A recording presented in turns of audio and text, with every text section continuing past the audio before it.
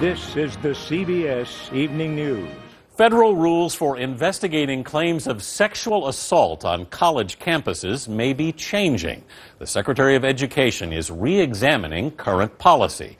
She heard strong arguments today from all sides. Jan Crawford has more.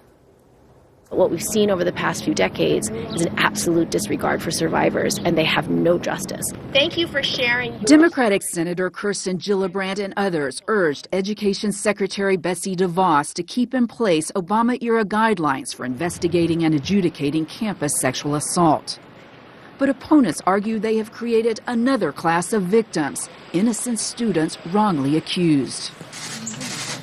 DeVos met Thursday with both as she reviews whether to roll back the 2011 rules that lowered the standard of proof for campus sexual assault and all but denied cross-examination of witnesses. This policy has not worked in too many ways and in too many places, and we need to get it right.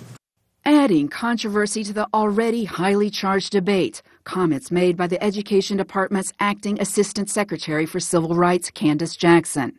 In an interview with the New York Times, Jackson said of college rape accusations, 90% of them fall into the category of "we were both drunk, we broke up, and 6 months later I found myself under investigation." Jackson, who said she herself is a rape survivor, apologized and reportedly did so directly to rape victims in today's meetings. Critics of the Obama-era guidelines condemned Jackson's remarks, but said they should not detract from the broader issue that the guidelines disregard due process and sweep up innocent students wrongly accused. They are railroaded. Deborah Gordon has been a civil rights attorney for 40 years. You're never told who the witnesses are against you. Did anybody see this? Is anybody else being questioned? And that's the last thing you do. You give a statement, and then one day you get something in the mail that says you're being expelled.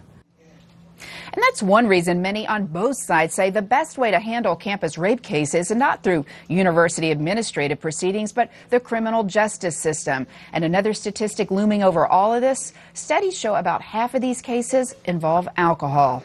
Anthony? Jan Crawford. Thank you, Jan.